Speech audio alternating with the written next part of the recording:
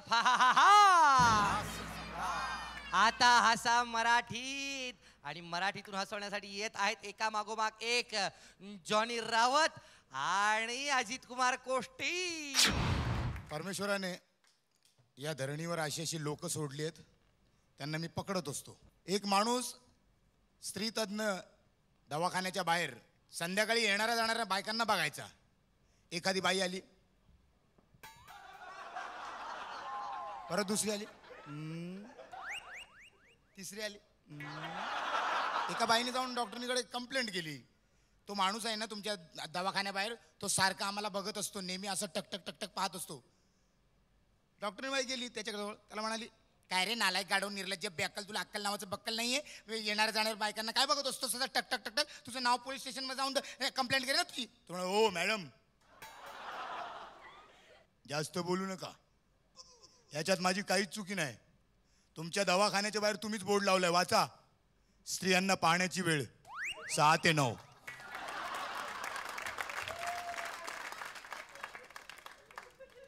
प्रेम करण्यासाठी बरेच पापड लाटावे लागतात. एक माझा मित्र एका मुलीवर गेल्या 1-1.5 वर्षापासून तिच्या मागे लागायचा, तिला पटवायचा प्रयत्न करायचा. ती मुलगी कधीच भाव द्यायची नाही, कधीच बोलायची नाही. एक दिवशी खुश झाला, सकाळी सकाळी माझ्याकडे आला, जाणी बाय आज तिच्या गल्लीमध्ये गेलो होतो. कोणाच्या? ती शैला माहिती आहे, शैला तिच्या गल्लीत गेलो होतो. मी मग 1.5 वर्षापासून तिच्या मागे लागलो होतो, ती कधीच बोलायची नाही, कधीच भाव द्यायची नाही. मग आज ती माझ्या बरोबर पहिल्यांदा बोलली. काय बोलली? परत गल्लीत दिसला तर तंगडी तोडीन. बरीच लोक तुम्हाला माहित असतील, बाहेरून आले की काही ना काही लोक पत्ता शोधतात. पत्ता शोधतात सांगणारे पण कधी कधी एवढ्या भयानक रीतीने पत्ता सांगतात, समोरचा माणूस पत्ता विचारणारा घाबरून जातो. एका माणसाला यारी रोडवर कुठेतरी जायचं होतं. त्याने एका माणसाला पत्ता दाखवला आणि त्या माणसाने त्या पत्त्याचं सत्यानाश कसं केलं. त्या माणसाने पत्ता विचारलं, पाऊस जरा यो पत्ता सांगा. कुठला पत्ता बघू? बघू ना, कुठला पत्ता बघू? तुम्हाला काही तरस आहे? स्टाईल आहे माझी. मला वाटलं काहीतरी कमी आहे का तुमच्या? नाही, यो पत्ता सांगा.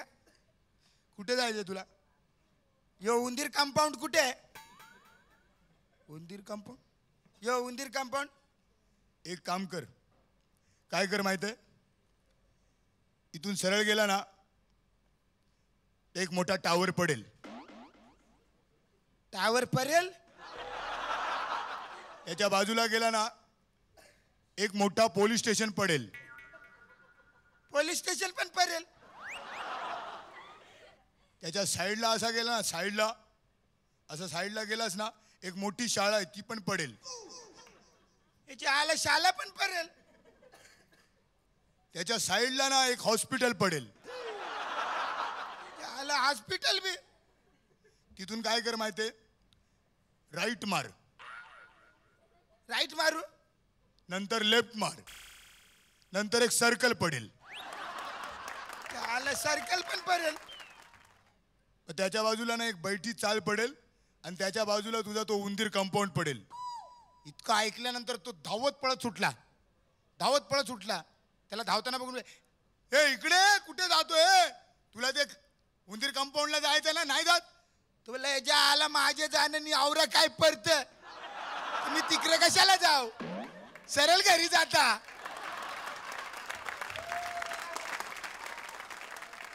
मित्र, आमच्या गावामध्ये परका माणूस, कुठलाही परका माणूस आला तर आमच्या गावामध्ये एक प्रथा आहे, त्याला चहा पाणी विचारतात. कोणी असो, ओळखीचा असो अनोळखी असो. आमच्या गावामध्ये एक रिक्षा पलटी झाली. आता रिक्षा पलटी झाल्यानंतर तो ड्रायव्हर मार लागला त्याला, तो बाहेर पडला. तर एक माणूस धावत आला, अरे ज्या आला कवरा मार लागले तुला, चल चल चल उठ. त्याला उचललं, अरे अरे अरे अरे कवरा हात फुटले तुझा, चल घरान चल घरान चल, तुला औषध पाणी करता चल. त्याला घरी घेऊन गेला, औषध पाणी केलं. नंतर तो बोलला, जाऊ? बोलते नाही नाही कवरा मार लागले, नाही बस आराम कर. बोलले नको, आज जुसला बारा नाही वाटणार. अरे बोलले काही नाही, ज्याला आवरा मार लागले हाताला, तुझ्या हाताला मार लागले ते बघून तुझ्या आजूसला बरं नाही वाटणार का? नाही काही नाही वाटत बस. बोले नको जाऊ दे. बोले नाही नाही, दुपारची वेळ जेवून बिवून घे, थोडा आराम कर, संध्याकाळी जा. नाही नाही, आजूसला बरं नाही वाटणार. अरे बोलले काही नाही बरं वाटणार, तू बस आराम कर, नंतर जा संध्याकाळी. तो त्याने आराम केला, संध्याकाळ झाली. उठला, त्याला लक्षात आलं माझी रिक्षा पलटी झाली. तो उठला, म्हणाला अरे म्हणा ती रिक्षा पलटी झाली, जरा माझी रिक्षा सरळ करून दे ना. बोले अरे बस नंतर जा, चहा पाणी पी. बोले नको, चहा पाणी नको, आजूसला बरं नाही वाटणार.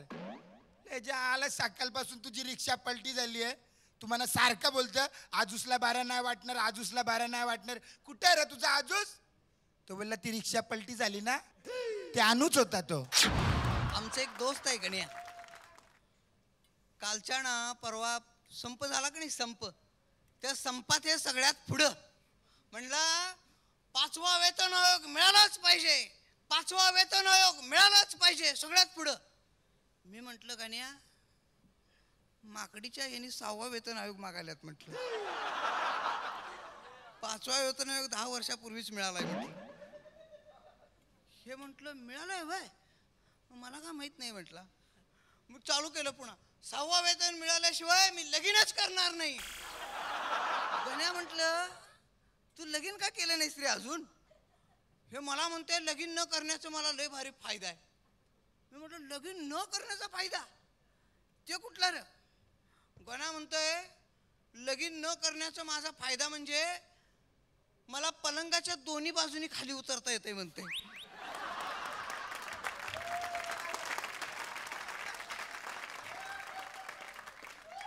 गेला गेलो पोरगी बघायला. आता पोरगी येऊन बसल्या, सगळीच आम्ही बसलोय आणि पोरीच्या आईचं आणि बाचं भांडणं चालू त्यांच्या पुढंच. माझं तुमच्यावर प्रेमच नाही. हे म्हटलं नाही नाही जा. ही बाई म्हटली गण्याला बघा भाऊजी. गण्या म्हटलं भाऊजी तुझी पोरगी बघायला आलोय म्हटलं. म्हटलं असू दे की, लगीन होऊन 20 वर्ष झाली, 20 वर्षात 8 पोरं झाल्यात आणि आता म्हणते माझं तुझ्यावर प्रेमच नाही. गण्या म्हटलं मग राहू दे की मग. म्हटलं रडायला काय झालं म्हटलं.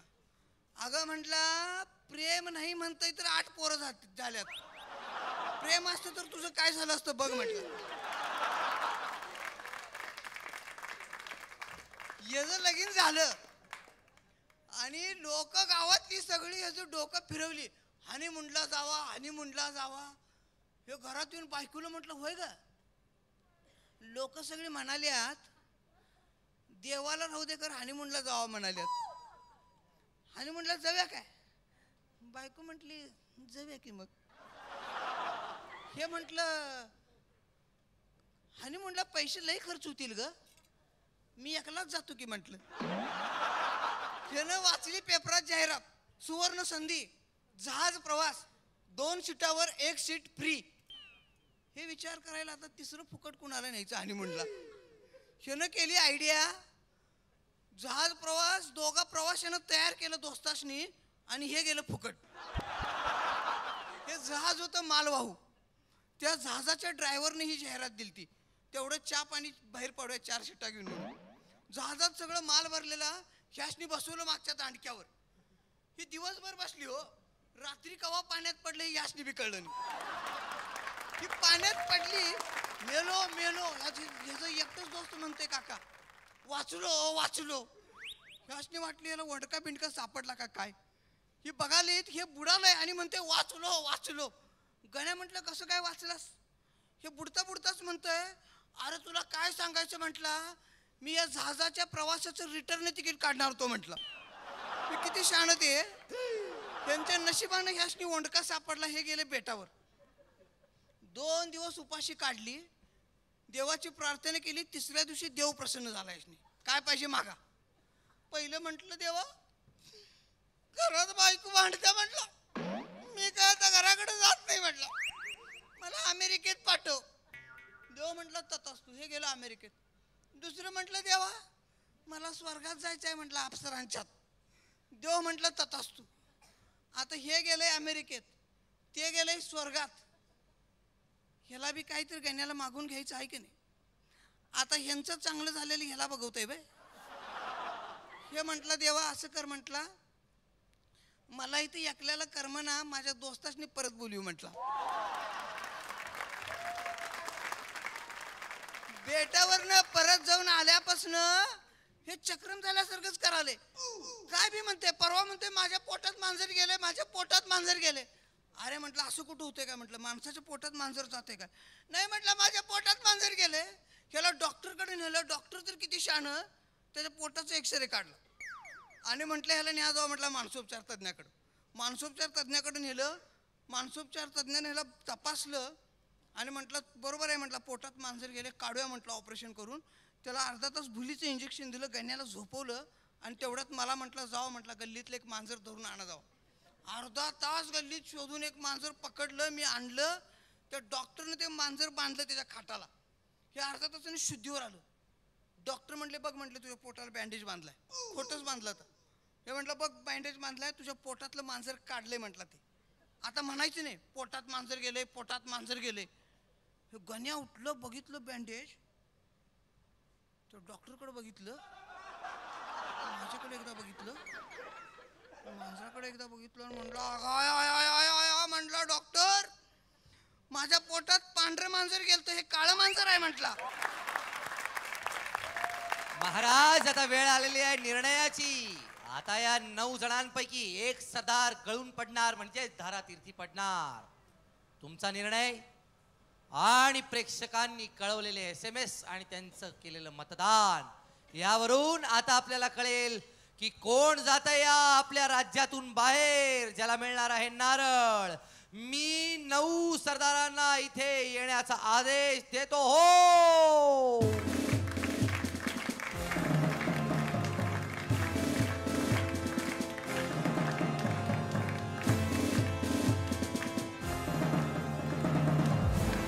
9 सरदार इथे आलेले आहे. आता वेळ आहे निर्णयाची. आता तुम्ही काय कराल? एकेकाने आपली पगडी उतरवलेली आहे.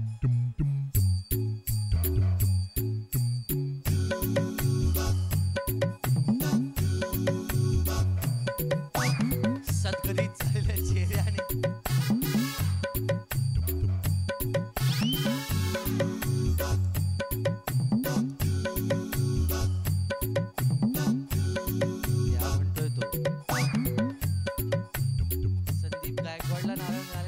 आम्हाला खरंच तुझ्याबरोबर मजा आली. तुला काय वाटलं? इतके दिवसांचा हा जो प्रवास होता.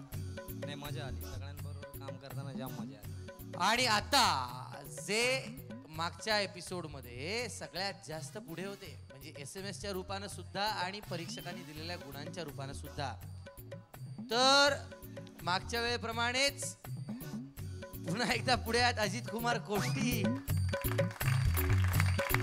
आणि आणखी एक व्यक्ती पुढे होती आणि ती व्यक्ती आहे डॉक्टर सई ललित.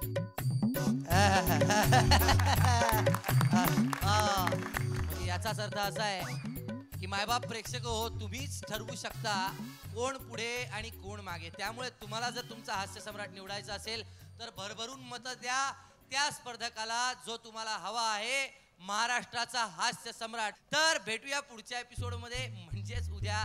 पाहूया काय होतंय, कोण येणार सेलिब्रिटी जज. मला ठाऊक नाही, कोणीतरी असं सांगितलंय मला, तारा कोण? तारा अजिंक्य तारा. आता अजिंक्य तारा कोण बरं? झी मराठीवरचा तो उद्या येणार आहे आपल्या भेटायला.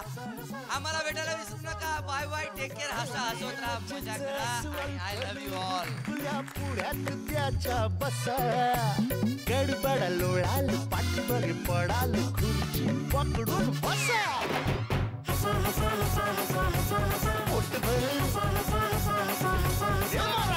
खदा खदा कुदू कुदू किदी किदी हसा. क्लोज अप हास्य सम्राट.